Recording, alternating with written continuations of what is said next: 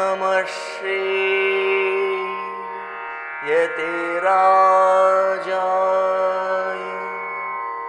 विवेकानंद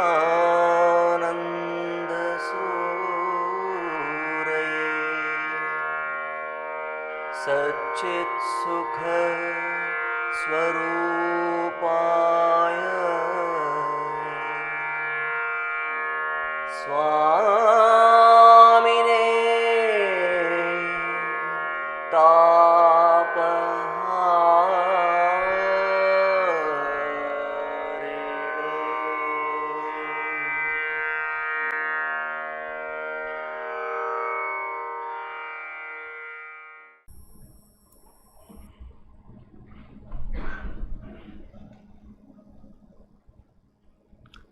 श्री गुरुभ्यो नमः। हरिः ओम। यथाग्नेर्दाहिका शक्ति रामकृष्णे स्थिता हि या सर्वविद्यास्वरूपान्तां शारदां प्रणमाम्यहम्। ओम नमो भगवते रामकृष्णाय।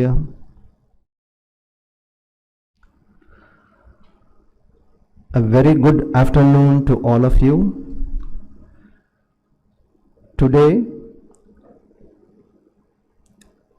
at Ramakrishna Mission Vivekananda Educational and Research Institute, Department of Sanskrit and Philosophy, we have organized a special lecture on poetry in temple sculptures by a young scholar, Shriman Arjun Bharadwaj from Bengaluru. We will begin this special lecture program with the holy Vedic chanting rendered by the students. I invite the students to chant. Shri Gurubhyo Namaha. हरिः ॐ। गणानां त्वा गणपतिगुं हवामहे कविं कवीनामुपमश्रवस्तमम्। ज्येष्ठराजं ब्रह्मणां ब्रह्मणस्पत नः शृण्वन्नोतिभिः सीदसादनम्। महागणपतये नमः। प्रणो देवी सरस्वती वाजेभिर्वाजिनीवते। धीनामवित्र्यवतो आनो दिवो बृहतः पर्वतादा सरस्वती यजता गन्तु यज्ञम्। वाग्देव्यै नमः।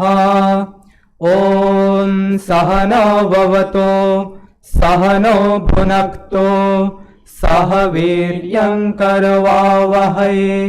तेजस्विनावधीतमस्तु मा विद्विषावहै। ॐ शान्तिः शान्तिः शान्तिः। ॐ वाङ्मे मनसि प्रतिष्ठिता मनो मे वाचि प्रतिष्ठितमाविराविर्म एधि वेदस्य माणिस्थश्रुतं मे मा प्रहासेरनेनाधीते नाहोरात्रान् सन्दधामृतं वदिष्यामि सत्यं वदिष्यामि तन्मामवतु तद्वक्तारमवत्ववतु मामवतु वक्तारमवतु वक्तारम्। ॐ शान्तिः शान्तिः शान्तिः। ॐ श्रद्धयाग्निः समिध्यते श्रद्धया विन्दते हविः। श्रद्धां भगस्य मूर्धनि वचसा वेदयामसे। प्रियग्श्रद्धे ददतः प्रियग्श्रद्धे दिदासतः। प्रियं भोजेषु यज्वसो इदम् उदितं कृधे। यथा देवा असुरेषु श्रद्धामुग्रेषु चक्रिरे। एवं भोजेषु यज्वसो अस्माकमुदितं कृधे श्रद्धां देवा यजमानाः वायुगोपा उपासते श्रद्धागुं हृदयया कूत्या श्रद्धया हूयते हविः श्रद्धां प्रातर्हवामहे श्रद्धां मध्यन्दिनं परे श्रद्धागुं सूर्यस्य निमृचे श्रद्धे श्रद्धापयेहमा श्रद्धा देवानधिवस्ते श्रद्धा विश्वमिदं जगत् श्रद्धां कामस्य मातरम् हविषा वर्धयामसे ॐ शान्तिः शान्तिः शान्तिः ॐ पूर्णमदः पूर्णमिदं पूर्णात् पूर्णमुदच्यते पूर्णस्य पूर्णमादाय पूर्णमेवावशिष्यते ॐ शान्तिः शान्तिः शान्तिः हरिः ॐ तत्सत् श्रीरामकृष्णार्पणमस्तु।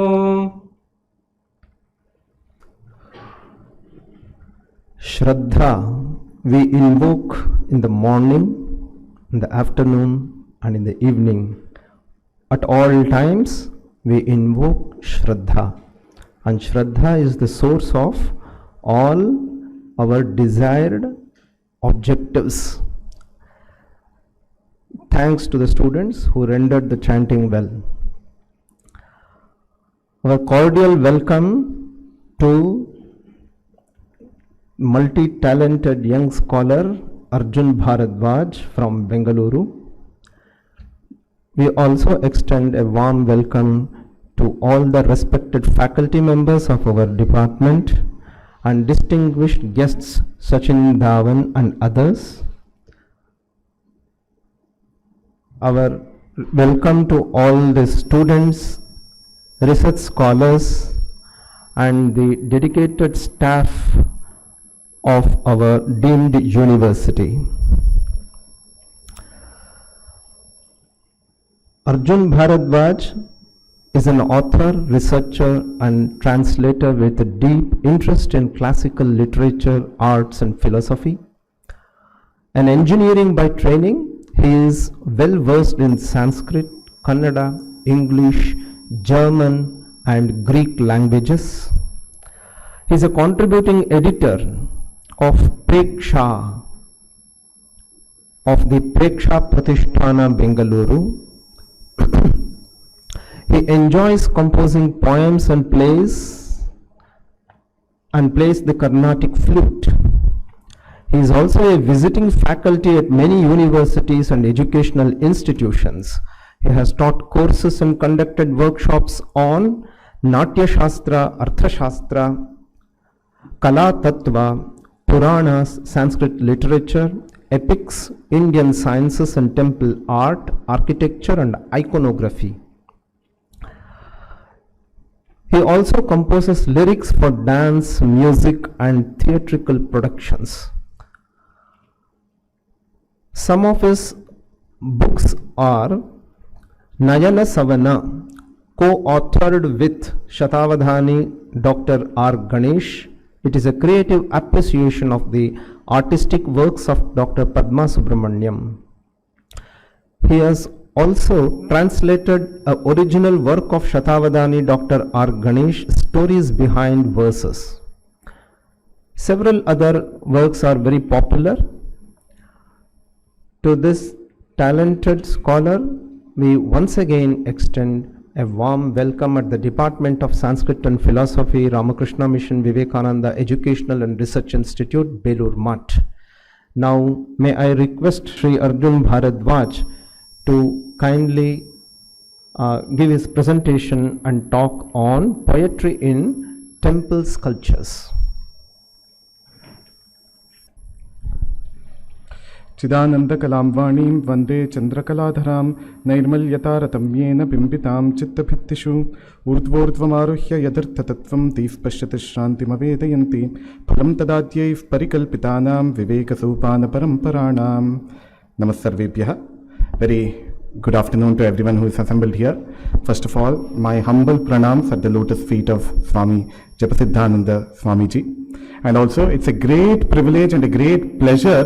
It is Purva Janma Sukruta to be here in the Divya Traya Kshetra, the Divya Traya Karya Bhumi. It has been my dream to visit this place. From my youngest of my days, I have been studying the works of Ramakrishna Paramahamsa and Swami Vivekananda, etc. And it's a great pleasure to be here today to speak about the concordance between Shilpa and Kavya. The connection between sculptures, Indian temple sculptures, Devalaya Shilpa and Kavya, Abhijata Kavya. So that is what I'm going to speak about today.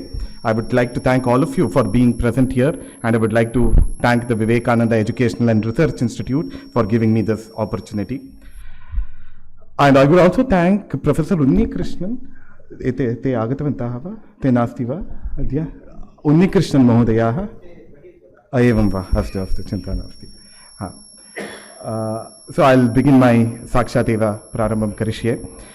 So here what I'm trying to point out is the kind of inspiration temple sculptures have taken from Indian poetry and the kind of inspiration poetry has taken from Indian sculpture, or the concordance between the two.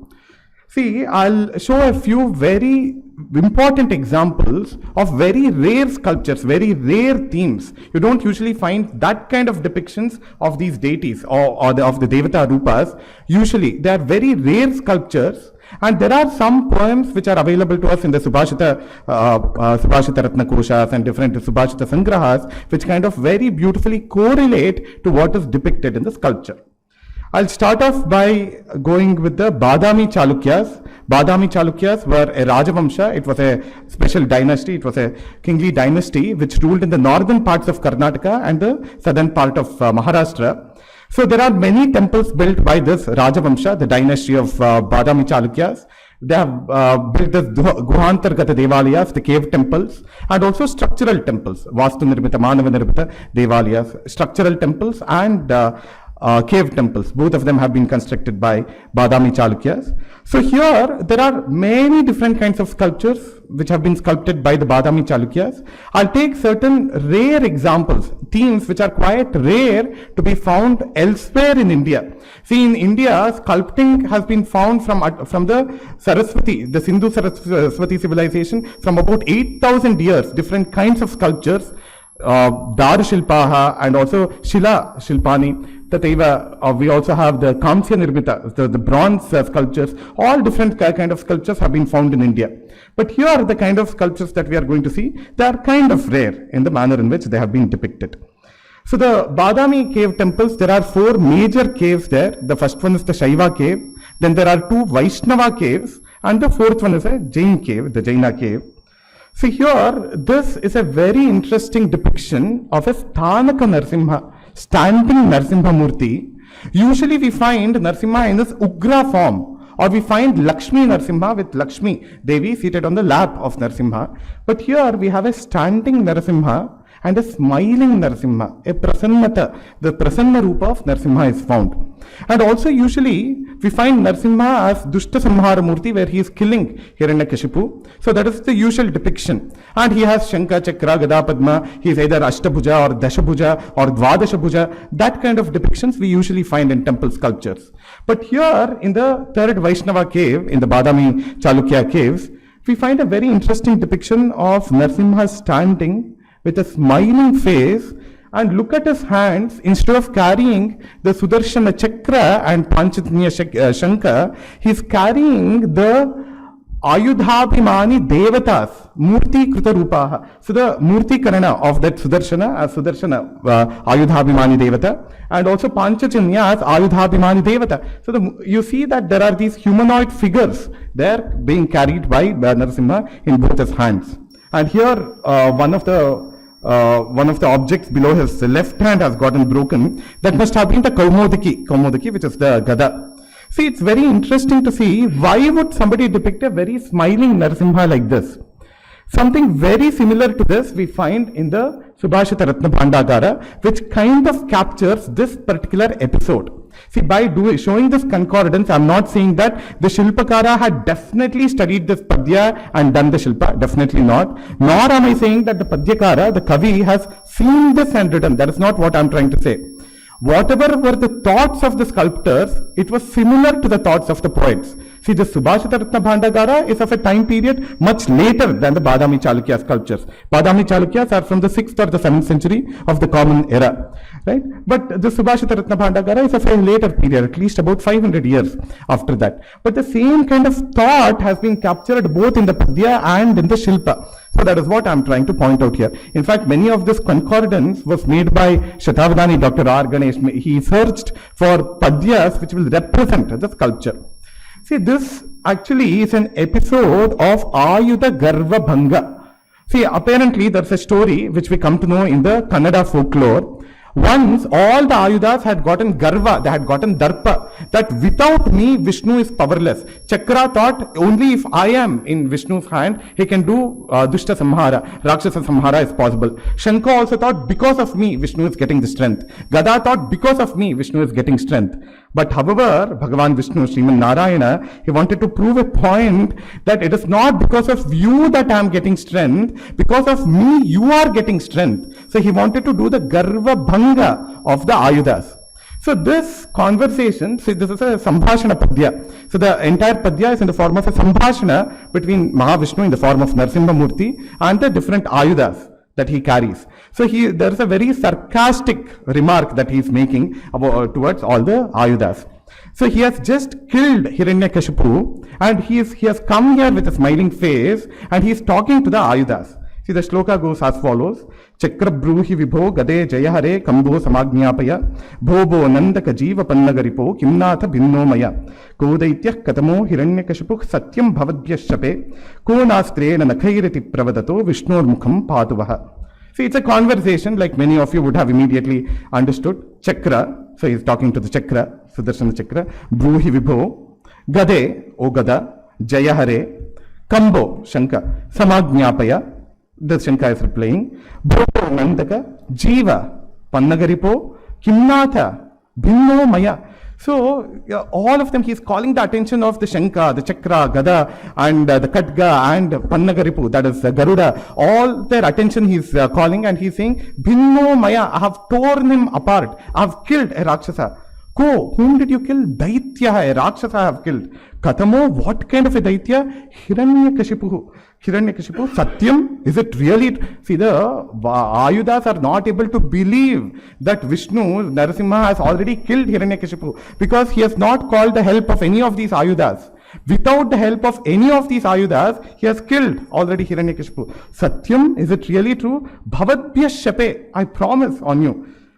Ko nastrena nakhairiti pravadato Vishnur mukham patavaha. And Vishnu says it is not because of any of the astras. I did not make use of any of these weapons, but with my nakaihi, with my nails, I tore him apart. And Vishnur mukham patavaha, the kind of expression Bhagavan Vishnu had when he said this, let that expression protect us. So that prasannata, and how he is showing that it is because of me that all of you get power. It is not because of you that I get power. So that is the dhvani, that is the suggestion which comes out of this padya.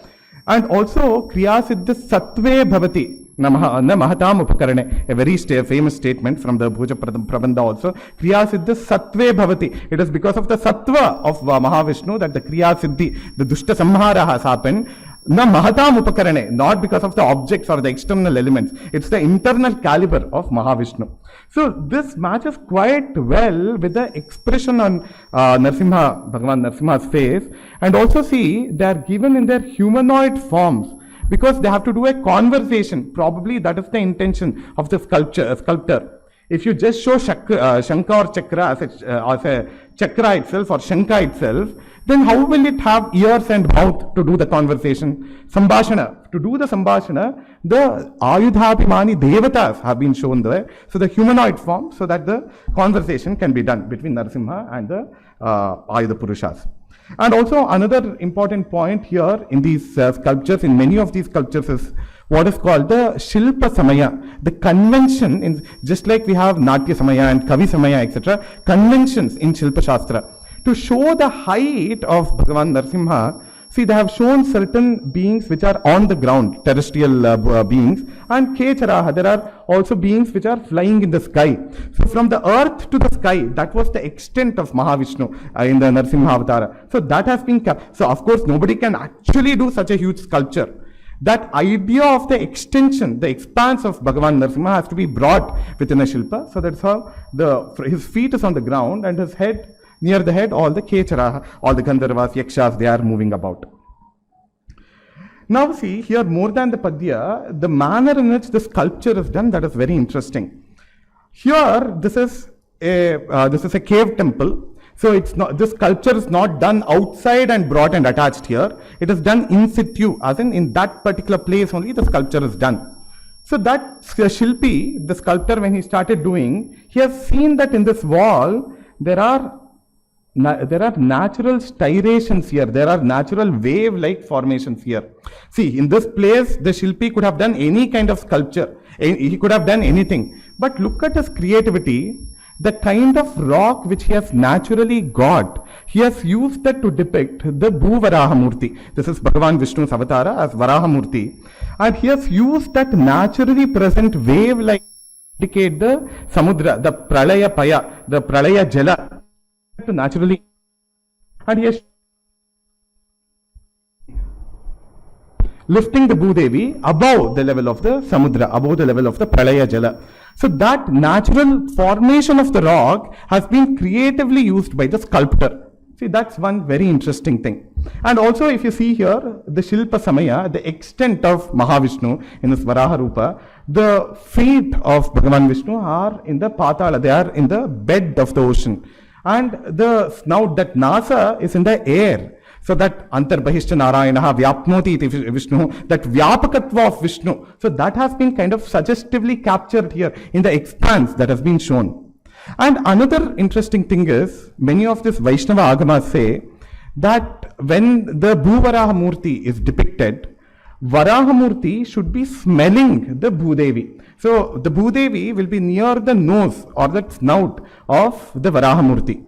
See, that is also related to two different concepts. Gandhavati Prithvi. So, Gandhavatva, so that is one of the properties of Prithvi. And also, Gandhena Pashavas Pashyanti. So, Varaha would have searched for Bhudevi through the Gandha, and Gandhavatva, that itself is one of the properties of Bhudevi. So, both of them are together captured in most of the Indian sculptures, where we find this Bhuvaraha Murti, that Bhudevi is usually shown being smelled by the Varaha Murti. So that has also been very beautifully followed 1500 years back when the sculpture has been done. Now there are some fantastic sculptures, but I'm showing only some very interesting examples where the creativity of the sculptor comes, and some very interesting poems are also captured there. See, this is the Elapura or the Ellora caves in Maharashtra. This is a very special temple. This is called the Kailasanatha temple. What is very special about this is that usually you build a building from bottom to top, layer by layer you construct. But this entire temple is monolithic, Ekashila Nirmita, entire temple. And it was an entire mountain actually, and it has been sculpted top to bottom. From top the sculpting has been started, and until bottom it is Ekashila Nirmana, monolithic structure. So this has been done about 1400 years back by the Rashtrakuta kings. So Krishna, the king by name Krishna belonging to the Rashtrakuta dynasty, he is the one who has sculpted this. So top to bottom monolithic structure, Ekashila Nirmana. So the architecture is Ekashila and the Shilpa is also Ekashila. Both the Vastu Nirmana and the Shilpa Nirmana has been done by this using one block of stone. So the stone is called basalt. So in using that particular form of stone, the sculpting has been done. And it is in a very beautiful Dravida style of architecture. Dravida style of architecture. What is the Dravida style? It must have that stepped structure. The Vimana of the temple should have that stepped pyramidal structure. So that is what we find here. So that architecture is very interesting. Here we find some very interesting sculpture. See, this is again a very, very unique depiction where Shiva and Parvati, Bhagavan Shiva and Devi Parvati, are shown playing this Dyuta, playing this game of dice. They have been depicted there. There are some very interesting features there. See, Parvati's assistant by name Vijaya, about whom we hear about in the Puranas and also in Kalidasa's Kumara Sambhava, that Vijaya is there. She is holding the Jade of this Parvati, the Jeta Juta, and Shiva is also there. And Shiva Trishula Abhimani Purusha, Ayudha Abhimani Purusha, or an assistant is holding that Trishula. And now, what could this be depicting? Many of you might have, would definitely know this from Bhartrhari's Vairagya Shataka. There's a very beautiful metaphor or some rupaka which has been captured through this, the Dyuta between Shiva and Parvati, that Krida, that Leela between Shiva and Parvati. What does that game represent? It's a very beautiful shloka. So it goes as follows. Some of you might even know it.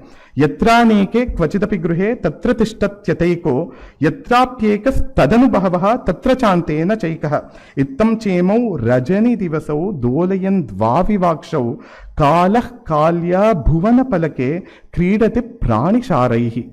So who are Shiva and Parvati? He's Mahakala and he's Mahakali. They are embodiments of time. Mahakala, Kala, Kalya, Bhuvana Palake, the Palaka, or they're playing that board. Play board is Bhuvana Palaka itself. The entire earth is their playing ground. Kridati Prani Sharahi. All the pranis, we human beings or the animals, all of them are the pawns with which they are playing. And see how beautifully it is being given. Yatra neke kvachitapi gruhe tatra tishtat yataiko. See, this is exactly what happens even in our houses. In one house, there were many people at a time. Then, after some time, we see that all of them have vanished. All of them have been consumed by time. Kalas pachati bhutani. So, kala, kalayati iti kalaha, kalanat kalaha. Right? So, the time has gotten exhausted and have been consumed by Mahakala and Mahakali. Yatrapyekas tadanu bhavaha tatra chantena chaikaha. So when there was one person in a house, then they would get multiplied. That is how the family grows. And finally there is no one. Ittam chemau rajani divasau dolayan dvavivakshau. Aksha, or the dice with which Shiva and Parvati are playing, is rajani and divasa. Day and night itself are the dala or the dice or the aksha with which they are playing. It's a very, very beautiful imagery. So all of us get so stressed in the world, but it is all, after all, the Leela of Bhagavan Shiva and Bhagavati Parvati. So that is what has been very beautifully captured here. This is a very rare instance where the Krida between Shiva and Parvati has been depicted. So that has been very beautifully metaphorically captured in this Padya of Bhartrhari, in this Vairagya Shtaka. And now see, this is again a very interesting depiction, again nowhere else found in India. So this is Nandi, of course, Nandikeshwara, Vrishabheshwara, and he is being troubled by all the different Shivaganas. So what is this idea? Why has the sculptor done like this? What is it trying to indicate? See, nowhere else we find, but only in Ellora, only in that place this has been found. See, look at the different activities that all these Shivaganas are doing. So one of them has climbed on the top of Nandi and he is trying to hit. Another is trying to bite the tail of Nandi. Another is in this Sasna, he is trying to swing here, and one is trying to push the leg of Nandi, etc. So all the Shivaganas, they are misbehaving with Nandi. So what is the reason? What is happening here? So apparently, so there is a backstory to this, although the Subhashita itself does not tell it. So whenever Bhagavan Shiva is there, Nandi is the one who has got the authority. He is the Vrishabho Bhagavan Dharmaha. Dharmaha Bhagavan Vrisha. So that is a very interesting, very famous statement. So he represents Dharma. So whenever Shiva is there, Bhagavan Shiva is there, Nandi gets all the power, all the privilege, and he gets all the authority. But now when Shiva has gone away, all these Shivaganas want to take revenge on Nandi. So that is what they are doing. All of them are trying to trouble Nandi. So Nandi, Prakshobha, he has gotten very troubled and distressed, unfortunately. So now this Padya is kind of saying, Shiva comes there and he sees that all this havoc is happening, all this mischief is happening, and he wants to make sure that Nandi is in a safe place. So that is what is this conversation. I think everybody will understand as soon as you read it. Shrungam Bhrungin Vimuncha. See, there is somebody already on the Shrunga. Shrungam Bhrungin Vimuncha. Tyaja Gajavadanam Tvam Chalangula Moolam Mandanandosi Nandin alam abala mahakala kantagrahena ityuktva niyamanah sukayatu vrishabha parvati padamule pashyan akshair vilaksham valita galachalat kambalam tryambakam vaha. So he is coming and bringing the situation under control. See, whenever the teacher is not there, teacher goes away from the class, all the students will start misbehaving and they'll start chattering and they'll start doing mischief. So that is exactly what has happened here.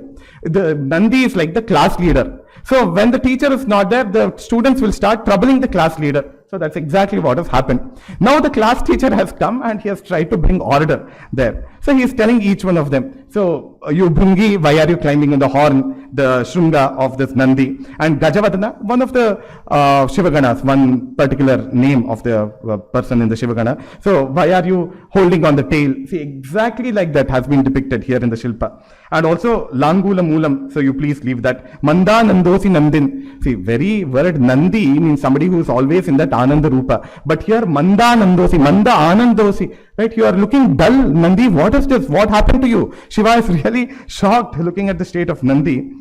Alam abala mahakala kantagrahena. See, there is also somebody who is holding the kanta of Nandi. So don't do that. Stop doing that. Shiva is trying to stop everybody from this mischief, from this nonsense which is happening. Then he takes Nandi to Parvati Padamule. See, here this lady has been depicted, this Devi has been depicted. The sculpture does not say who it is, but if you look at the Padya, it could be Parvati there. And Shiva is trying to drop off Nandi at Parvati Padamule, near the feet of Devi Parvati, so that he'll be safe there in the feet of Parvati until Shiva finishes his work and comes back. So it's a very interesting thing where some kind of hasya has been brought out in a Shilpa. Usually to bring out hasya rasa, you need to have some vachika and some kind of dynamic angika. But to bring it in a still figure, in a static figure is quite difficult, quite challenging. But that has been quite interestingly brought here in this particular sculpture. So this is from Elapura, Ellora. Ellora, the older name, the ancient name was Elapura. So this is a very rare sculpture, nowhere else found, like I said already. There are many other sculptures in Ellora, in the multiple caves, in the cave temples of Ellora, which are usually found elsewhere in India also. The other dynasties, the other Rajavamshas have also depicted that. Okay, now we'll go to a couple of other ones. From the Pallava period, from South India, so that is a dynasty which ruled in Tamil Nadu. So this is Kailasanatha temple, again by the same name. So this Ellora temple is also Kailasanatha. This Pallava, this temple built by Narasimhavarman II, this is also the Kailasanatha temple. Here there are some very interesting sculptures. So this is a sculpture from Mahabalipuram, close to this Kanchipuram. See here, look at the depiction here and look at the Padya, exactly the same thing. You can see that there is an older mother cow which is licking the calf. The vatsa is being licked by the mother cow. And that person is milking the cow, and between his feet, between his legs, he is holding that vessel or that patra where the kshira is being collected. Right? See, exactly the same thing has been told in the Padya. Pritya nyuktan lihati stanandhaya nigruhya parim ubhayena janunoho. Nigruhya parim. Pari is that specific term. It's a special term used for the pot which is used to collect milk. Nigruhya parim ubhayena janunoho. Between his janu, between his knees, he is holding that patra. Vardishnu dhara dhvani Rohini's payaha chiram nidadyau duhatassa goduhaha. So when this activity was happening, Krishna was watching it. Goduhaha, so it's a reference to Krishna here. So Krishna has been watching this particular scene. That is what the Padya says. And in fact, in reality, this sculpture continues, and next to it is Krishna actually lifting the Govardhana. So it's a very huge panel. It cannot be captured in one shot. It's a very huge one. It's almost about 100 feet by about 10 feet. That's a very huge temple sculpture frieze. So exactly what this is said in Shishupala Vada, that has been captured here, everyday life, very beautifully captured. So for the cow to give milk, the vatsa or the calf has to go there. The mother cow thinks that I'm giving the milk to this child, and with lot of love it is licking that little calf. But a human being has fooled that cow and he is taking away the milk from the cow. So that is what we see here. Anyway, so this is actually the episode of the Govardhanagiri, so Govardhanodharana, that Krishna, that is that episode.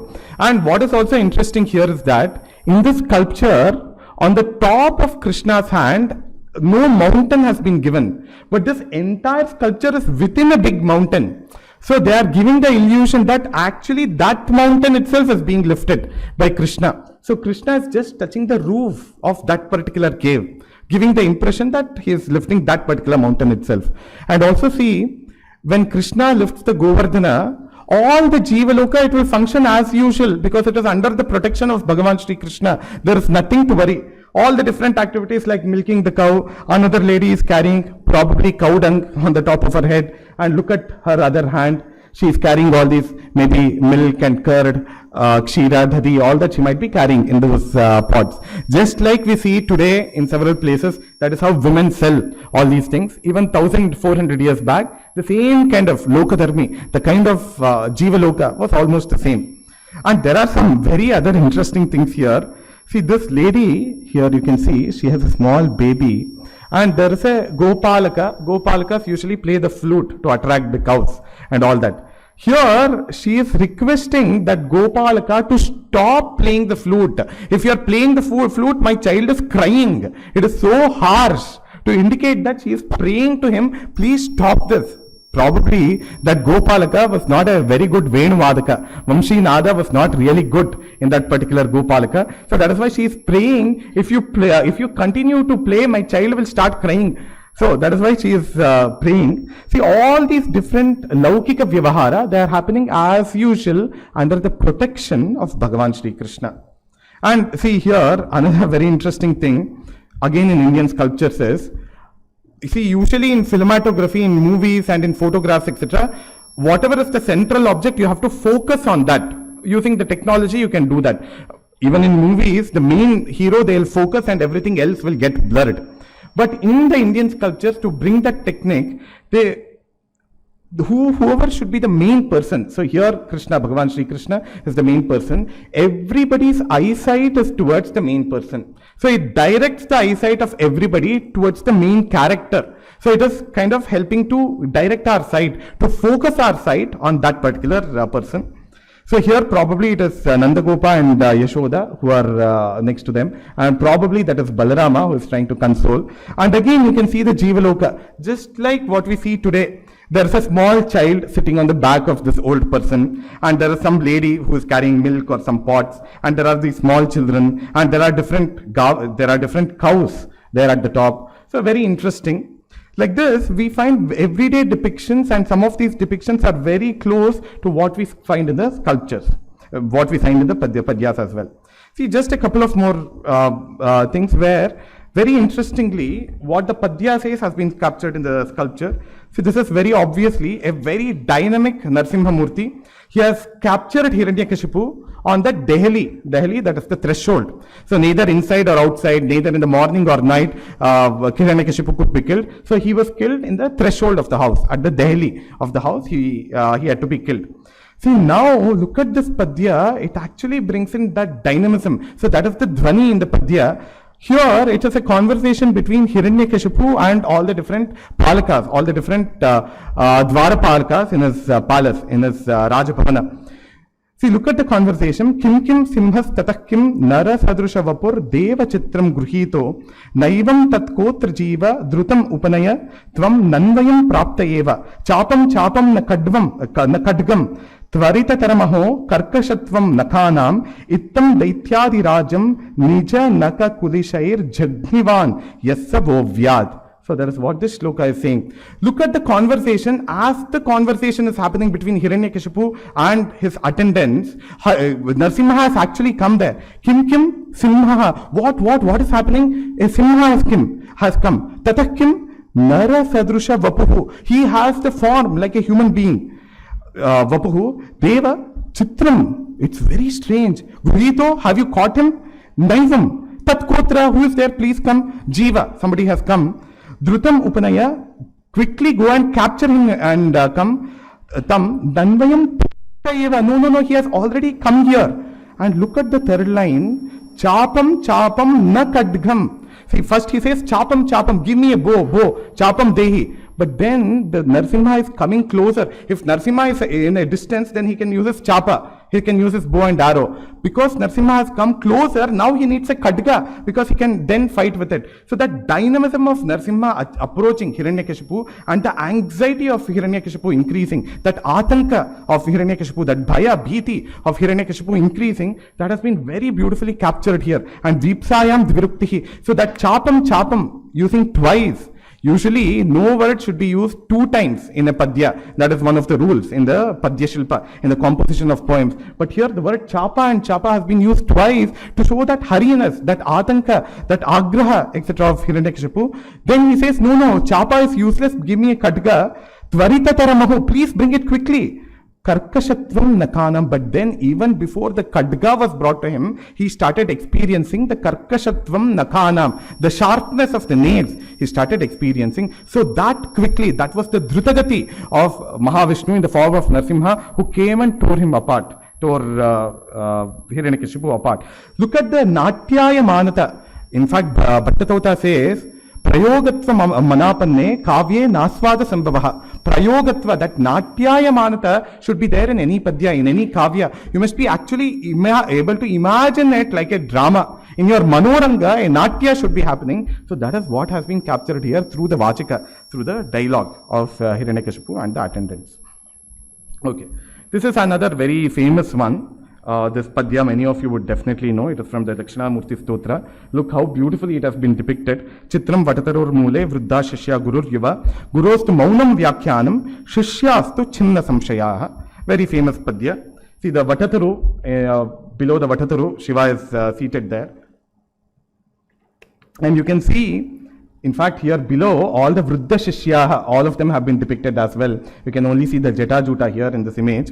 And all the animals are also listening to him. Look at all the Simhas here, all the lions and tigers. They have given up their Vaira Bhava with respect to the Mruga. The deer are also there. They are also listening with lot of attention, with lot of focus to the Mauna Vyakhyana of Dakshinamurti.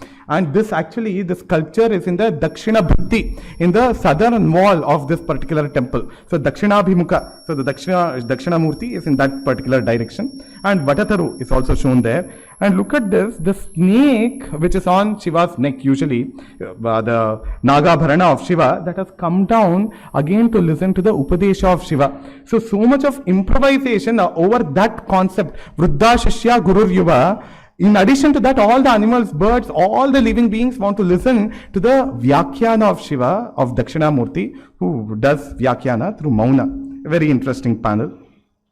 Okay, now a couple of things. This is from the Chola period, from the Brihadishwara Devalaya, which is in Tanjai or Tanjavur.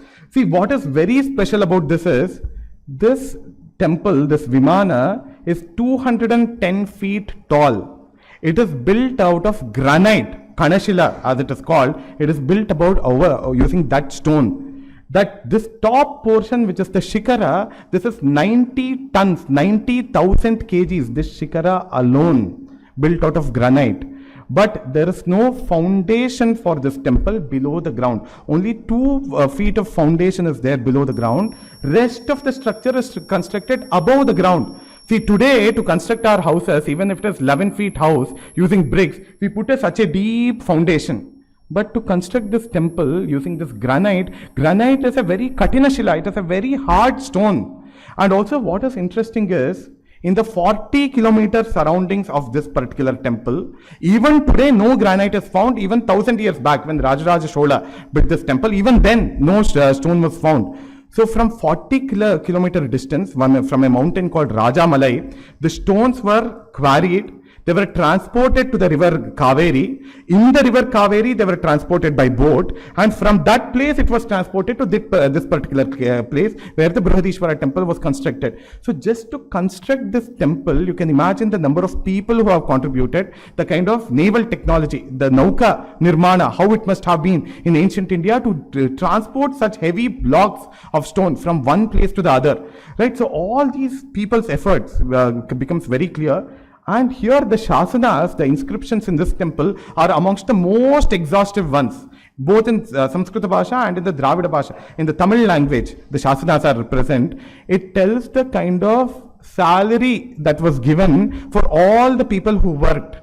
And after their retirement, pension was also given to the workers there. That has also been mentioned in the Shasana.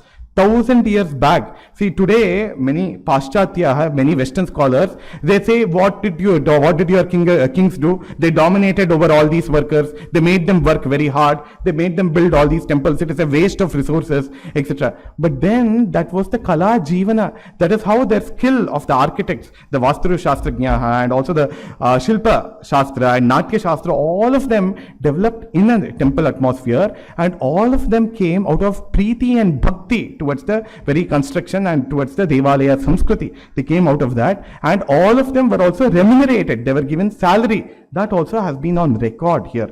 And after their retirement, they were given pension also. Vetana, Vruddhapyasya Vetana, Tadapi Dattam. So, this is the Rajaraja Chola Nirbita, that is the Brihadishwara temple. And this is the Gangaikonda Cholapuram, Rajendra Chola built this temple.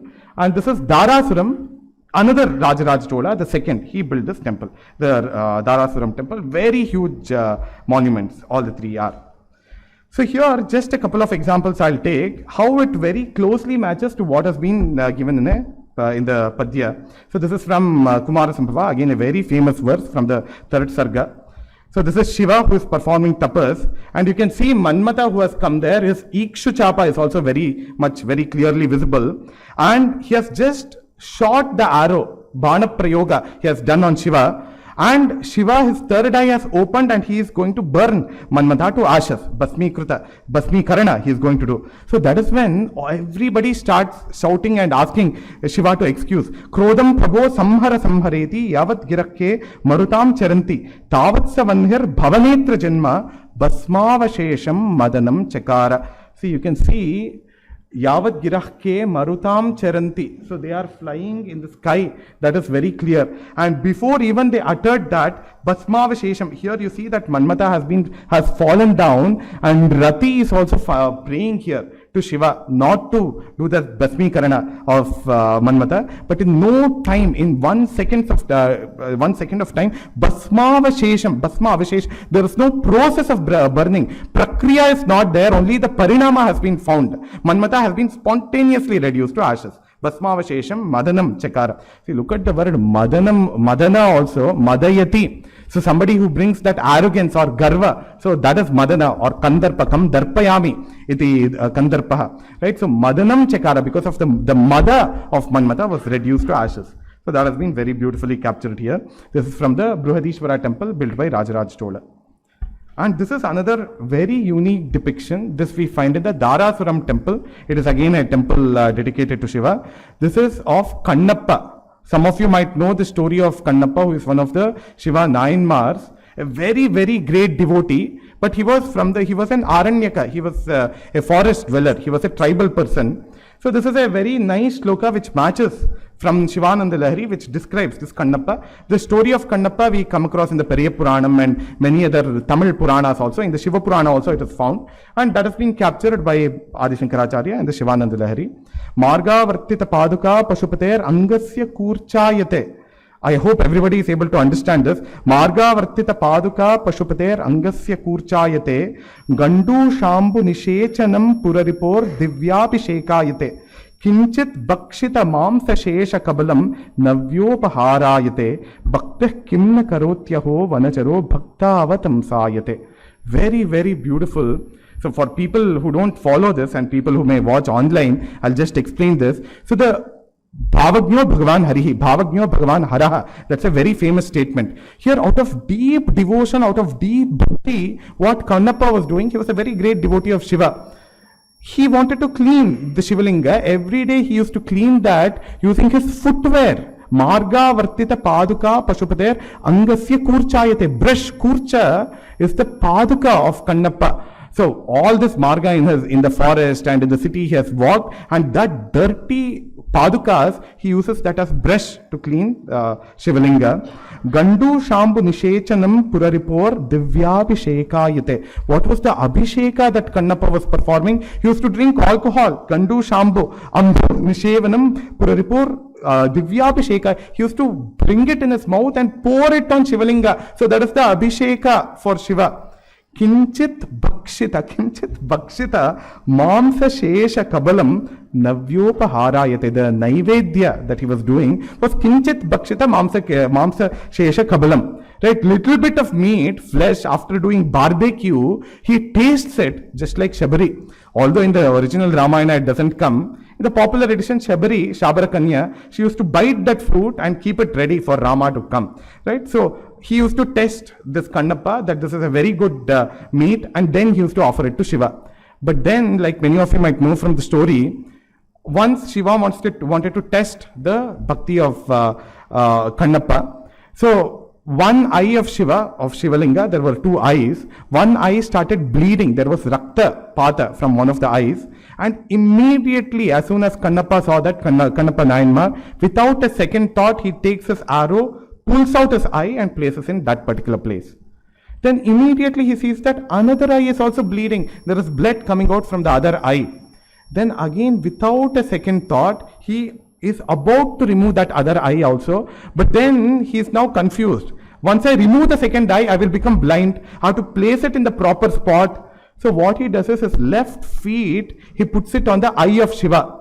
The other eye, the bleeding eye of Shiva. And then he removes that eye. As soon as he removes that eye, immediately Shiva Pratyaksha happens. See, this is again a very, very beautiful dhvani, beautiful metaphor. You lose your external eyes, immediately the Antaranga Shiva will come out. So as soon as you get disconnected with the world, the Shiva Tattva which is within you will become Pratyaksha, will come right in front of you.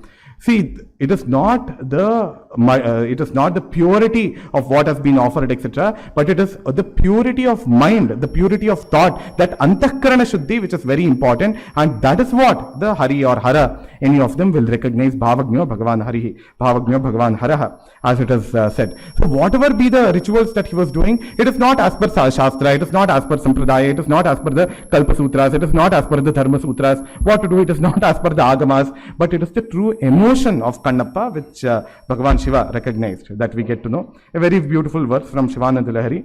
See, to depict that he is a hunter or a Vyadha, all this chauri shells has been given to him. Look at his ornamentation. And also the Paduka, also what has been given to him, it is made of leather, prani charma. That is the kind of footwear that he is wearing, and the chapa also he is wearing. So all this depicts the hunter features of this particular Kannappa, this particular hunter. Okay, just a couple of more things where some special features are found in the Shilpas with respect to Kavya. So this is from the Hoysala period, who ruled the central part of Karnataka in about the 12th century of the common era, Samanya Yuga. So here in Belur, it's a very, very beautiful, this place is also called Belur, by the way, just like Velapura, original name is Velapura. Later, because of the Angliya Prabhava, it has been called Belur. Shilabhalika, Shalabhanjikas, very beautiful sculptures. See here, again, this is a very beautiful sculpture. She is Darpana Sundari. And there's a fantastic poet, a great scholar from Karnataka called DVG, Dr. D.V. Gundappa, Padma Bhushan Dr. D.V. Gundappa, I'm sure Swamiji also knows very well. He has composed poems looking at all these Shilabhalikas. All these Shilabhalikas have inspired a poet. So the Kavi Spurti has been derived from the Shilpas. So DVG has composed. But look at the stance, it comes very close to what Kalidasa says in his Kumarasambhava. Again, we are not saying that the sculptor actually saw that and did the sculpture, but similar ideas have been found. So in the 8th Sarga, the Ashtama Sarga of this Kumarasambhava, we see that Parvati is looking at herself in the mirror, and from behind Shiva comes. And the reflection of Shiva is found by Parvati in the mirror. So that is what the shloka is saying. Darpanecha paribhoga darshini prushtatav pranayino nishedushaha prekshya bimbam anubimbam atmanaha kani kani na chakara lajjaya. So Kalidasa, in many of the cases, he does not say kani kani na chakara lajjaya. You yourself imagine what all she did out of lajja, out of the shyness or embarrassment. She is just looking at her face of the previous night. Next day morning she is looking at her face, and suddenly her husband's face is also found in the mirror. So what all this lady might have done. Like, okay, now this is another very interesting Shringara Padya. This is from Amarashataka. Dampatyor nishi jalpator gruhashuken akaranitam yadvachah tatpratar guru sannidau digatataha tasyati matram baduhu karna lambita padma raga shakalam vinyasya chanchu pute vridartha vidadhati dadima phala vyajena vagbandhanam. So here, that entire night, the husband and wife were talking. Entire night they were talking, some very private matters, confidential matters, whatever it may be. But like a CCTV, there was one parrot, Shuka, which was hearing everything that was happening. Next day morning, the Shuka comes out and husband has gone out for work and all the Pitarav, all the parents and Guravaha, all of them are in the house. This parrot goes around announcing everything that has happened. You can imagine what all may have happened. That wife may have complained about mother-in-law to the husband, all that, everything this Shuka has heard. And next day morning it has started announcing. Dampatyor nishi jalpator gruhashukena akaranitam yadvachaha. It is very clear. Tat pratar guru sannidhau nigatataha tasyati matram vaduhu. Listening to that vadu, Karna lambita, she somehow wanted to shut the mouth of this parrot. How to control this? Karna lambita padma raga shakalam. So ruby she was wearing on her ear. Vinyasya chanchu pute. She kept it between the beak, the chanchu between the beak. She kept the ruby padma raga shakala. And by that vagbandhana she has done. See, if she actually gives dadimapala, real dadimapala, what will happen? The Shuka will eat that, then again it will start talking. Now if she gives a Padmaraga, it is a permanent thing, it will continue to eat, but it can never get finished, it can never get eaten completely. Vridartha vidadati prakaroti dadimapala vyajena, vagbandhanam prakaroti. Esha vadu. That is what this Padya is saying. This is kind of, this a lady with Shuka has been depicted. May or may not be inspired by this verse. This has been thought of as Shukabhashini by the Kannada poet DVG, as though she is using that Shuka as a Duta, Shukadautya, to her Nayaka. She is sending a message. That way also it can be imagined. But a Nayika with a Shuka, that has been found in many Padyas in the Sanskrit language. So some kind of concordance can be seen. And see, this is again very interesting. This is Nartana Murti, Nartana, Natesha, Shiva. Here, only one of his legs is on the ground. The other one is moved here. As per the Natya Shastra, this is called Urdhva Janu. Janu is Urdhva, it is coming up. But look at the Padya, how beautifully it matches. It is from Rajashekara's Kavimimamsa. Jayatyeka padakranta samasta bhuvanatrayaha dvitiya padavinyasa vyakulabhinaya shivaha. So with one leg, he has captured the entire world. So that Vyapakatva of Shiva. So he has occupied the three worlds, all the three bhuvana, with just one foot. Now where should he keep a second foot? There is no space left at all. Isha Vasyam idam sarvam. So that is what has been very beautifully captured here. Just one leg of Shiva, one foot, one pada of Shiva is enough to occupy all the three worlds. So this is a very beautiful match to this particular Padya. And the iconographic details here, as in the Murti Lakshana, etc., is very beautiful. The Tribanga of Shiva and the different Ayudas, etc., that he holds, the Katvanga that he holds, and the Trishula that he holds, and the Vajrayuda that he holds, all of them are very interesting. But one aspect of this sculpture is kind of very beautifully captured in this particular Padya. Okay, this is a very interesting one where this is the Hiranyakashipu Samhara. Again, a very popular depiction of the killing of Hiranyakashipu. There the intestine, that itself has been worn by Narasimha as the Hara. This also the Lakshana we get in several of the Vaishnava Agamas. In the Agamas we get certain Lakshanas. And see, look at the Padya here. Even if you just hear the sound, that Vyanjaka Samagri, where the sound itself has that Ojo Guna, that Deepti, the Rasa Dharma comes out very clearly. Dramshtra Sankata Vaktra Kandara Lada Jihvasya Havyashana Jwala Bhasura Bhuri Kesara Sata Bharasya Daitya Druha Vyaval Gad Balavidhi Ranyakashipu Krodas Thala Spalanas Para Dasputa Dasti Panjara Rava Krura Nakaf Pantuvaha. So just the sound of this Padya gives that impression that something very ferocious, something very bhayanaka, something Vraudra Bhikara is happening there. And the padya meaning is very simple, but the chamatkara, the shabda chamatkara itself is very great. So this is almost like an example of Gunibhuta Vyangya. The construction is very beautiful, but Vyangya suggestivity is not much. It is a direct one, right? But the construction itself is very nice. Okay, now very quickly, I'll just show some examples of the Ramayana, Mahabharata and the Bhagavata depicted in, especially Ramayana and Mahabharata, in certain temple sculptures.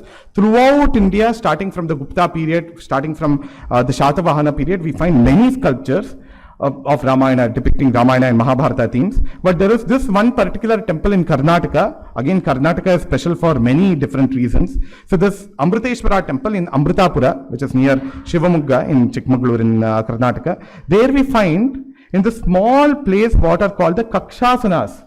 There throughout we find many interesting depictions of the Ramayana. The Kanda-wise depiction of the story of Ramayana can be found here.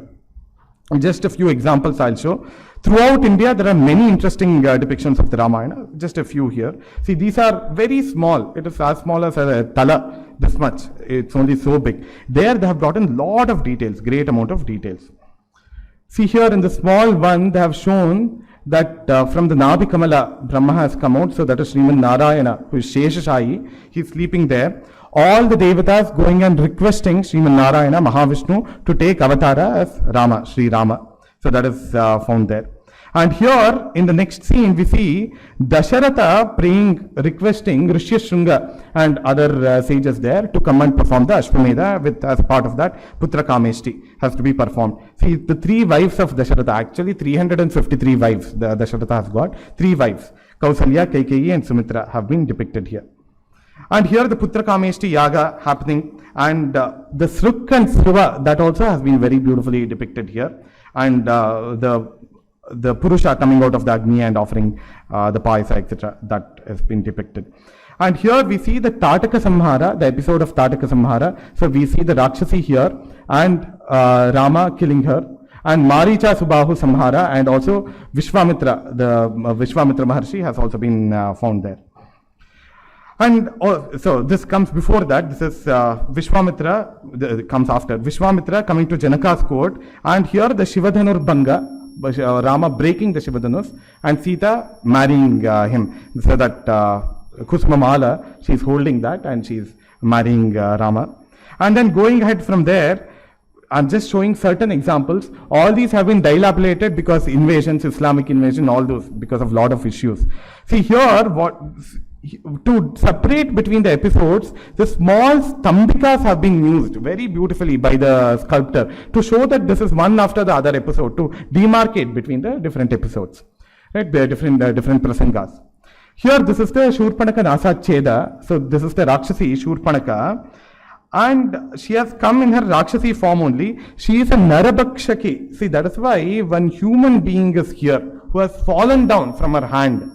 So many such details have been captured in this very small sculpture. And this is Lakshmana who is chopping off. He is also kicking the chest of Shurpanaka. You can see that. There is Rama and Sita. And lot of Natya Shastric elements, Shilpa Shastra elements are also there. She is standing in what is called the Swastika Pada. She is standing in what is called the Agratala. All these, see, for a Shilpi, he must have a very thorough knowledge of Puranas, Itihasas, the Vaidika Parampara, the Adhyatma Parampara, and also the Natya Shastra Prakriya, the Shilpa Shastra Prakriya, etc. In fact, if you go to the Shilpa Ratna Kosha and Vishnu Dharmottara Purana, etc., all of them, they give certain principles for depicting Shilpas.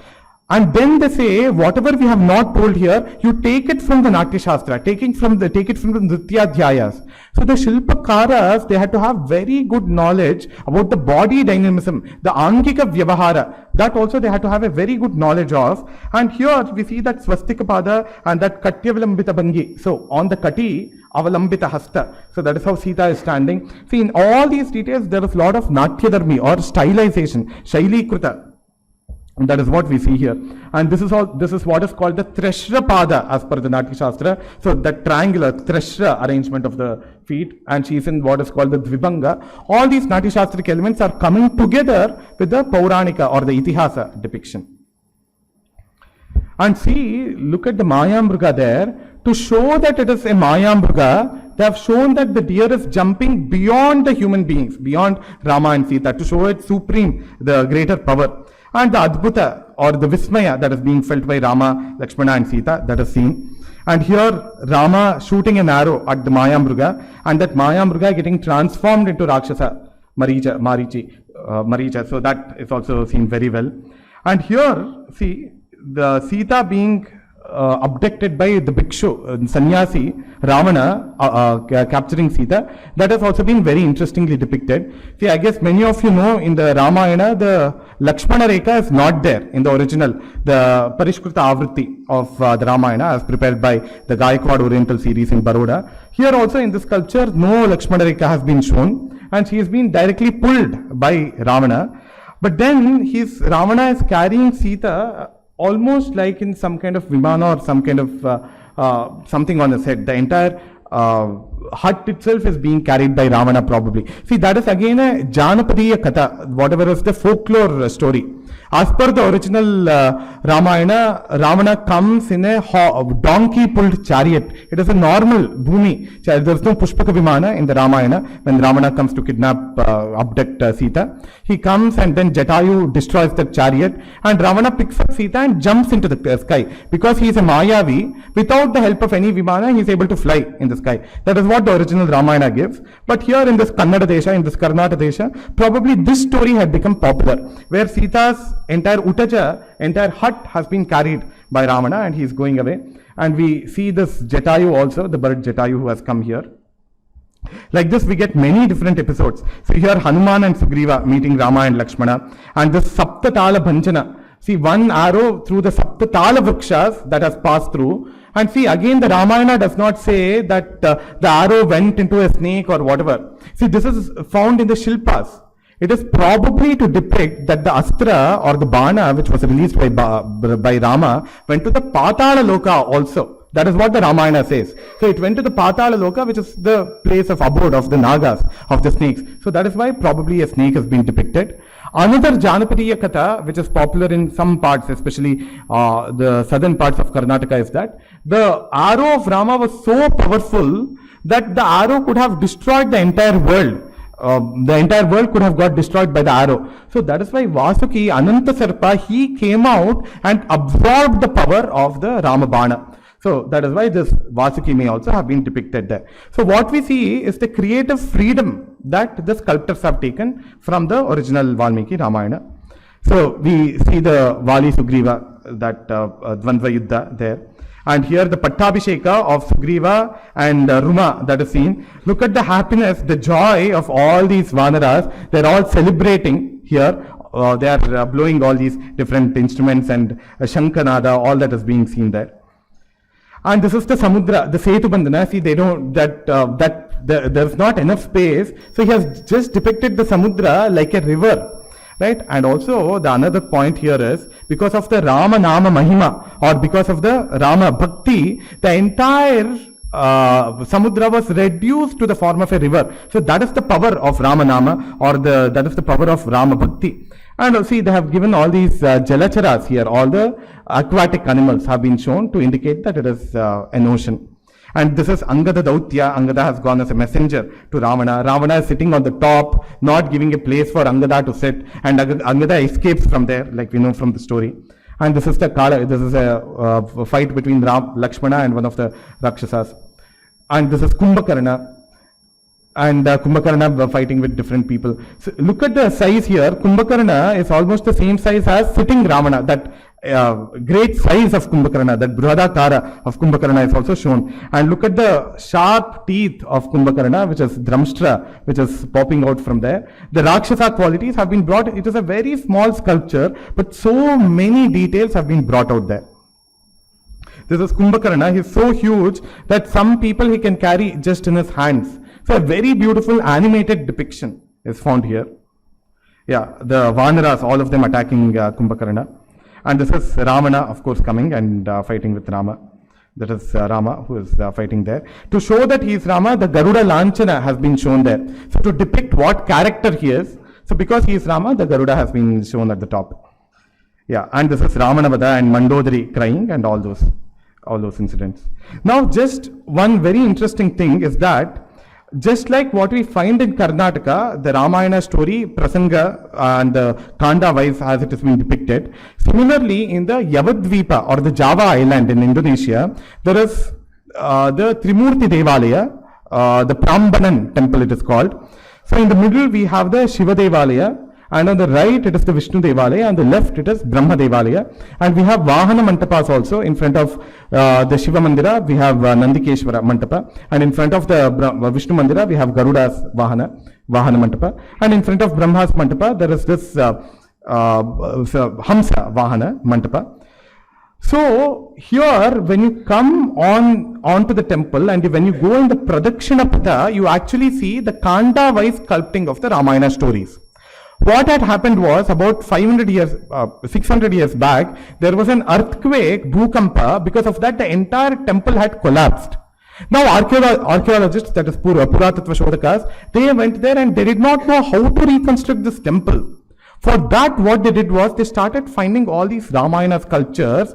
They started arranging the Ramayana sculptures in that particular order of the story. So by arranging that, they were able to create the avarana of the temple. This entire, the lower base of the temple, it was easy to reconstruct because of the presence of the Ramayana story there. So this entire Shiva temple has the Ramayana story. It continues onto the Vishnu temple. Then the Bhagavata story starts there. And that Bhagavata story continues in the Brahma temple. So it's a very interesting thing. So this temple is about 900 years old, and very interesting, it was part of Akhanda Bharata, of Brihad Bharata. So the Ramayana story was also very popular there. Even today, if anybody has been to Indonesia or Balidvipa, the Bali island, there you see this Kakavin Ramayana, Kaka Kavi Ramayana, and in Thailand you have this Ramakirti or Ramakin Ramayana, Ramakavya, that is very popularly practiced. So in this Agneya Asia Dvipas, the Southeast Asian countries, the Ramayana story is a very popular thing. So that has been found depicted here in the sculptures as well.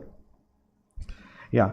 See, just some sculptures I'll show. So this is Mahavishnu. He again, just like in the Hoysala sculpture, he is wearing that Yogapatta and he is in the middle of Samudra. So to depict the Samudra, all these Jalacharas, all these Jalajivis, Jalajantus, they have been depicted, and all the Devas and Munis and all of them requesting Mahavishnu to take an avatara. So that is found. And look at this Garuda also has been found. So these individual blocks of stone, they had gotten scattered because of the Bhukampa, because of the earthquake. It was like a puzzle, it was like a jigsaw puzzle, and all the archaeologists, they arranged it, the Puratattva Shodhakas, they arranged it in the proper order. That was one of the first steps in reconstructing the entire temple.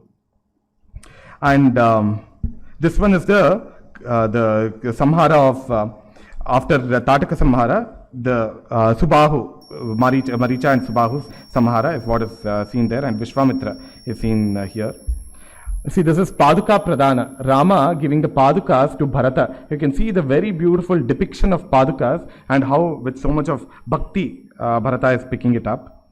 And Shatrughna has also been shown here behind. And this is the visit of Rama, Sita and Lakshmana to Atri and Anasuya's ashrama. See, all these very rare episodes from Ramayana, this depiction we don't find even in India. Rama and Sita, Lakshmana visiting Atri Anasuya's ashrama. So that has been found in Indonesia, in the Yavadvipa, in the Java island.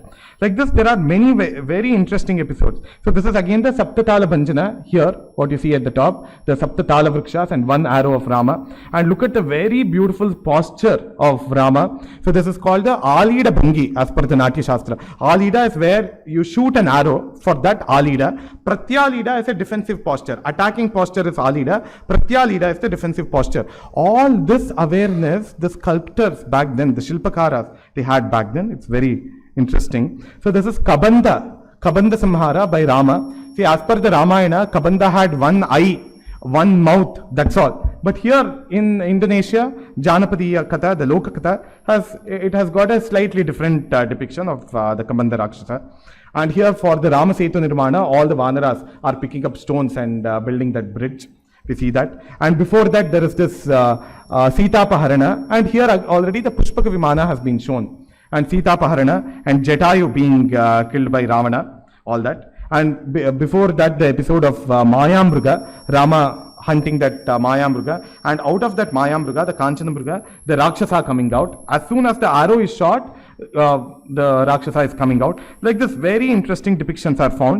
See, these are all not Ekashila Nirmanas. They are blocks of stone, and blocks of stone combined together, this frieze or this relief sculpture has been depicted. Now, very quickly, another 3 or 4 minutes, I'll show some of the Mahabharata sculptures.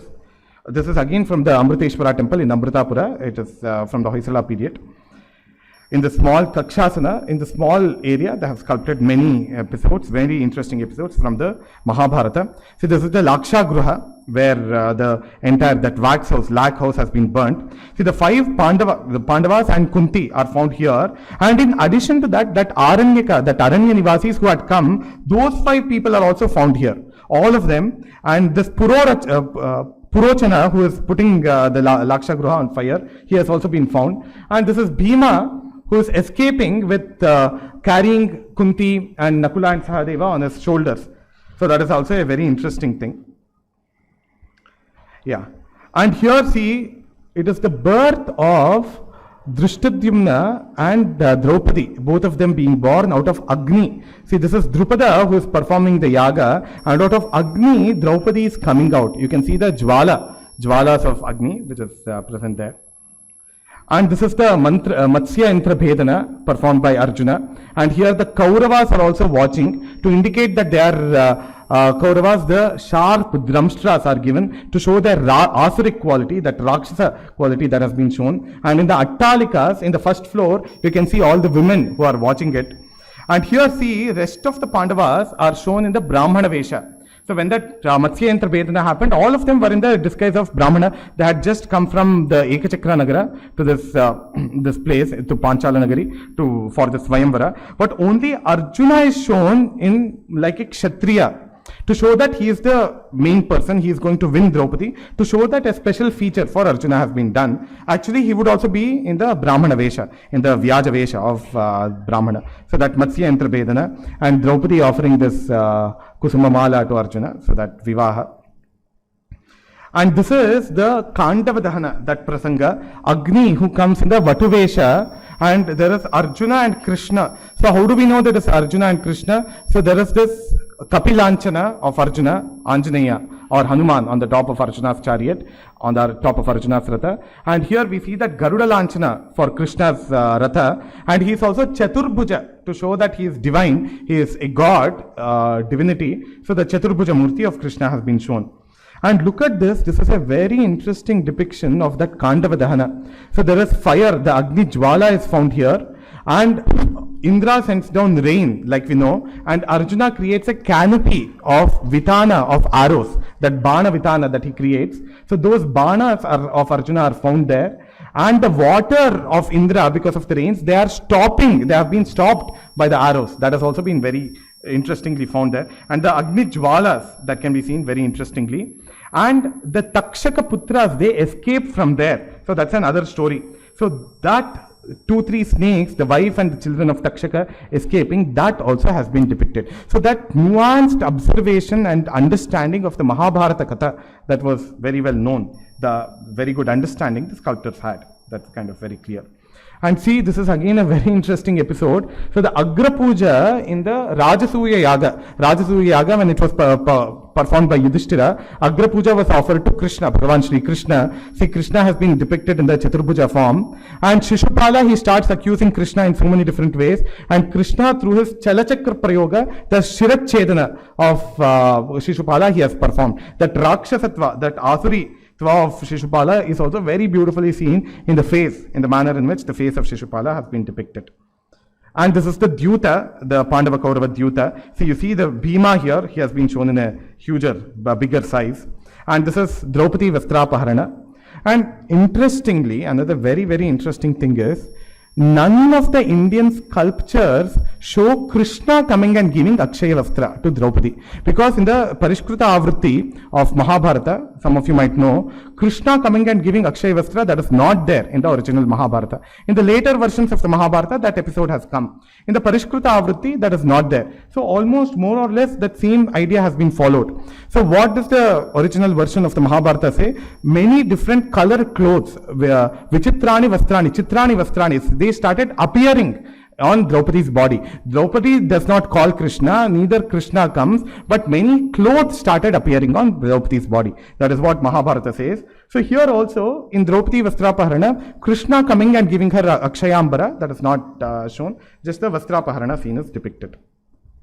And these are some episodes from the Bhagavata Purana. So you see that Shakatasura Samhara here, and the Dhenukasura Samhara there, and Bakasura Samhara by Krishna, that is also seen. The Kalinga Nartana, the Kaliya Nartana is also seen. So like that, we find very interesting depictions from the Itihasas and the Puranas in many of our temple sculptures. These are just a few examples from the Arsha Kavyas, and a couple of examples from Bhagavata Purana, and more importantly, certain rare sculptures which we don't find elsewhere, but which have a concordance, some amount of similarity in the kavyas of the Sanskrit Bhasha. So that is what we have studied here.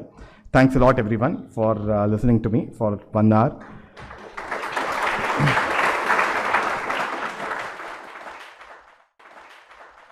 So if there are any questions or comments, I would be very happy to answer. If anybody has anything to ask or say or any of your observations, you may please share with me. That Natya Shastra's standing position, even the posture has some significance you mentioned. Can you once again show that slide and Sita. explain what it means? Yes. Yes. So that yes. is a very relaxed posture. This is the Swastika Pada in which he is standing. So that is a very relaxed posture. So when Shurpanaka is trying to attack, Sita is not worried. So that no anxiety of Sita, that has been depicted by that posture. That part. This one, the another one. This is the Udvahita Kati, Udvahita, the raised hip, Udvahita Kati, and Trishra Pada. So the feet is in this formation. Trishra, so triangular formation. So to stand in the Dvibhanga, you can't, if your Pada is in Samasthana, you can't stand. Only if you make it as Trishra Pada, then that Dvibhanga or Tribhanga is possible. So looking at the body dynamics, that Angika Vyavahara, that has been developed. Yeah. Thanks a lot.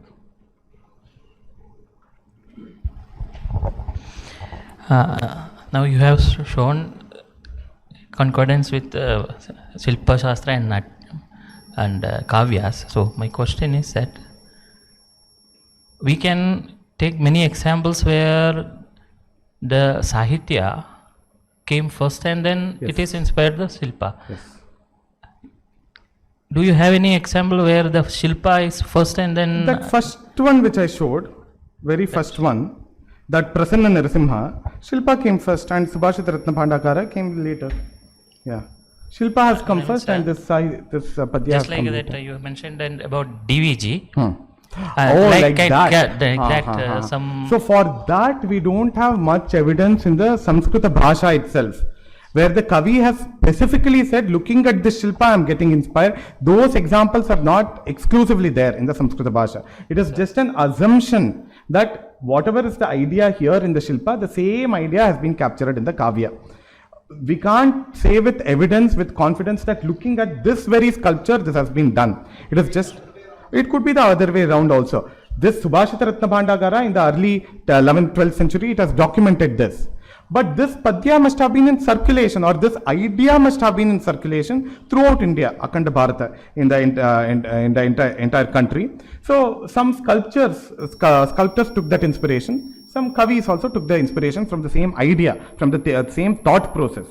So also the point is, today unfortunately our Shilpakaras, they don't study Itihasas or Puranas or Kavyas. But in the ancient India, the Shilpakaras and Kavis, there was concordance between their thoughts. Both of them were aware of each other's domains. If you see Kalidasa Kavyas, his understanding of Natya Shastra, the Gita Shastra, the Vadya Shastra, all that becomes very clear. The Chitra Shastra, all that becomes very clear. So that holistic awareness which the Shilpakaras had and also what the Kavis had, that is one thing which we can observe from this concordance. And another thing that our Kavis, that in our Kavyas, they used to depict this picture through the words, that which can be actually,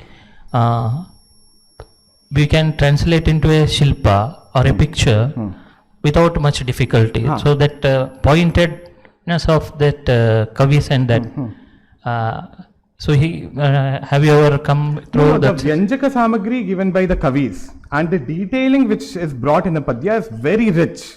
That is why it can be captured in Shilpa, not just in Shilpa, even in Natya and Nritya it can be captured because of the Natyaya Manata which is usually present in all our Kavyas. Yeah. Because of the detailing that they have brought. Very true. What you say is correct. Yes.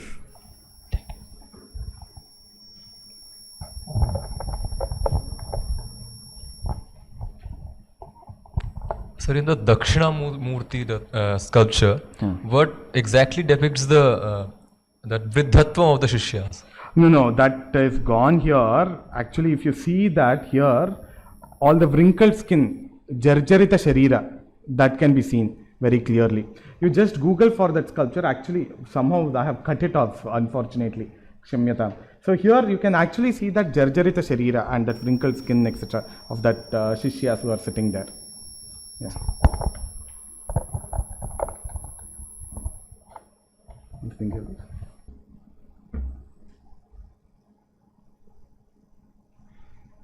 समापयामः तर्हि अस्तु धन्यवादाः नमस्ते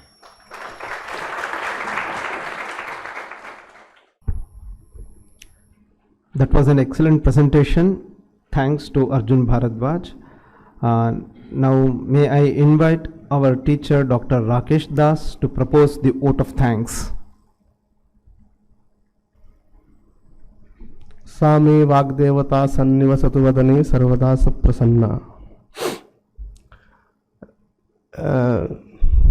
इदमेव चित्रं यदि भवन्तः वेदविज्ञानगुरुकुलं गच्छन्ति बेङ्गलूरु नगरे, तत्र अहं स्मरामि वेदविज्ञानगुरुकुलोः दक्षिणप्रान्ते तत्र कश्चित् वटवृक्षः अस्ति. नाम वृक्षः वास्तविकवृक्षः. तस्य वृक्षस्य अधः दक्षिणामूर्तेः विग्रहः वर्तते. I think you have seen. तत्र दक्षिणामूर्ति विग्रहः इदानीमपि नवीनतया स्थापितः. कथनस्य इदं तात्पर्यमस्ति, महोदयेन पूर्वमुक्तं, there was a holistic approach among the the poets and the sculptors, etc. What I find is there is a holistic approach in the society all over. वेदेषु यज्ञानं प्रोक्तं तत्कीदृशं ज्ञानम् इत्युक्ते इदं विष्णुर्विचक्रमे त्रेधा निदधे पदम्, अथवा अष्टचक्रा नवद्वाराद् देवानां पूरयोध्या, अथवा चित्रं अहो यद्दारु प्लवते सिन्धोस्तीरे इत्यादि. तस्यैव पुराणेषु क्वचित् त्रिविक्रमरूपेण, क्वचित् रामकथारूपेण, क्वचित् जगन्नाथरूपेण प्रकटनं दृश्यते. यत् वेदस्य यः प्रभुसम्मितः उपदेशः तस्यैव सुहृत्सम्मितः उपदेशः अत्र दृश्यते. To percolate that knowledge to the last man of the society, एतादृशाः ये कवयः अथवा ये शिल्पकाराः आसन् तैः इदं रचितं भवति स्म इति अहं भावयामि. क्वचित् एतादृशमपि ज्ञानं वर्तते यस्य प्रकटनमपि न शक्यं स्यात्. तदर्थम् अहं चिन्तयामि विविध देव विग्रहाणां परिकल्पनं कृतम्. उदाहरणार्थं यतः because I am on Nasadiya सूक्ते दिस डेज नासदीय सूक्त तत्र अस्ति तम आसीत् तमसा गूढम्. इदानीं तस्य चित्रणं कथं कर्तव्यम् अथवा तस्य मूर्तिरूपं कथं दातव्यम् इति न ज्ञायते, किन्तु कदाचित् तत्र अर्धनारीश्वर विग्रहे वा यतः आनीदवातं सभया तदेकम् इत्युच्यते, तत्र अर्धनारीश्वर विग्रहरूपेण वा देवी काल्याः विग्रहरूपेण वा तस्य किञ्चित् चित्रणं कर्तुं शक्यं वा इति कल्पितं स्यात्. एवञ्च अहं स्वयं वङ्गदेशस्यापि विविधमन्दिरेषु ईदृशानि उदाहरणानि दृष्टवान्. ओडिशायामपि केव् पेण्टिङ्ग्स् अस्ति. तत्र ग्रीवाभङ्गाभिरामम् इति कालिदासस्य यः श्लोकः तस्य यथार्थं चित्रं गुहाचित्रं बहु प्राचीनं तदपि दृष्टमस्ति. अतः ईदृशविषयेषु इतोपि गहनम् अध्ययनम् अस्माभिः कर्तुं शक्यते. तस्य मार्गदर्शनम् एभिः महाभागैः अद्य अस्माकं पुरस्तात् उपास्थापि. अतः इमे कृतज्ञताभाजः भवन्ति. अहं पूज्यान् विभागाध्यक्ष महाराजान् सम्प्रार्थये तेषां सभाजनाय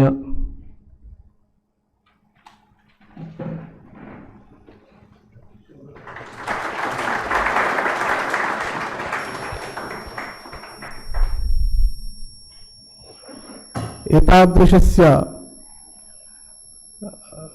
मनोरञ्जकस्य अपि च ज्ञानवर्धकस्य सत्रस्य आयोजनं कृतवद्भ्यः पूज्येभ्यः कुलाधिपतिमहाराजेभ्यः अपि च विभागाध्यक्षमहाराजेभ्यः अपि अस्माकं प्रणतिततीः विनिवेदयामः.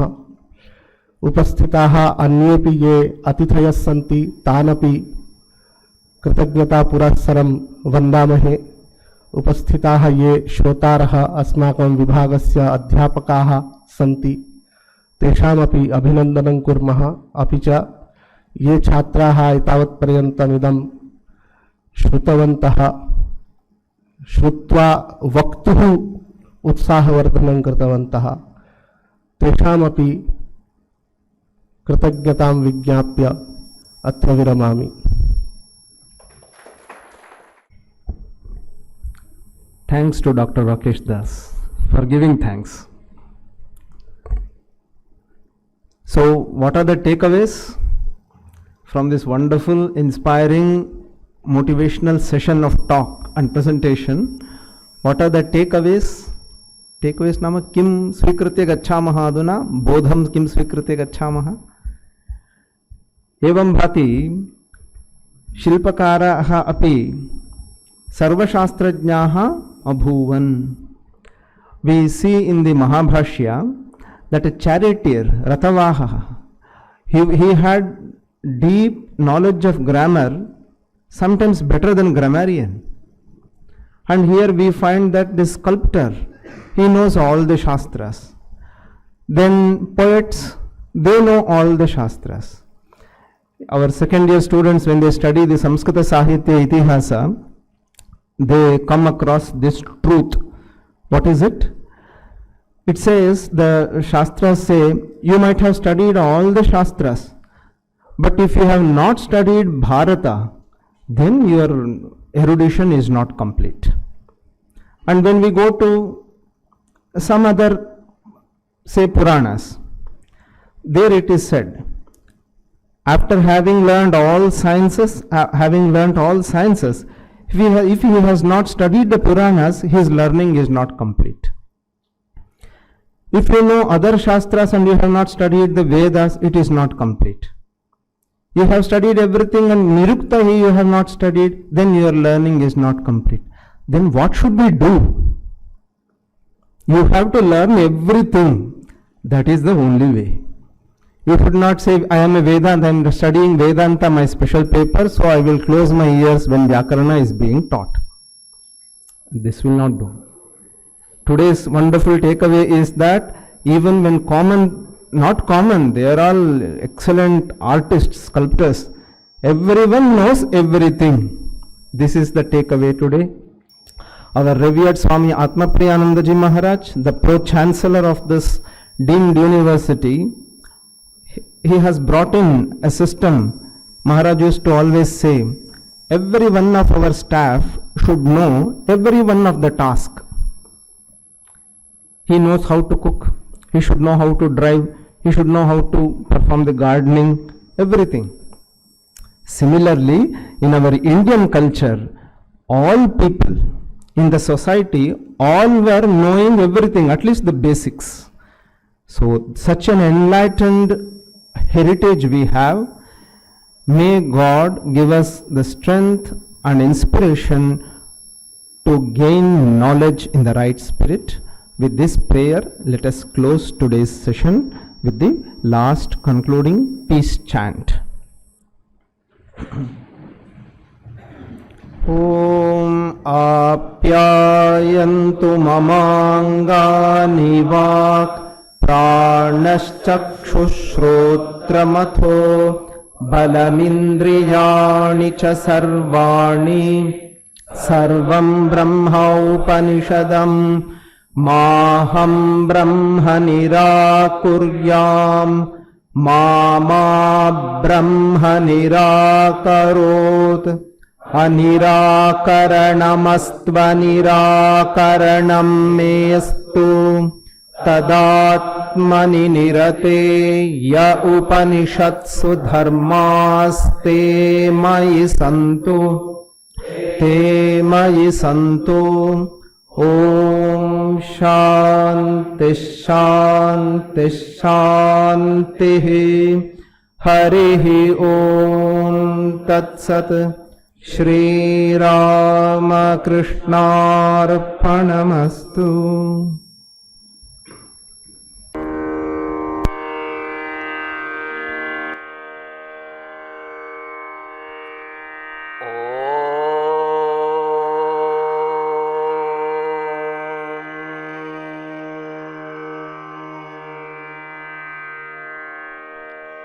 स्थापकाय च धर्मस्य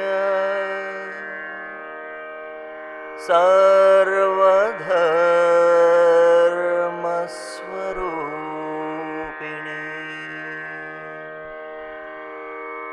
अवतार वरिष्ठाय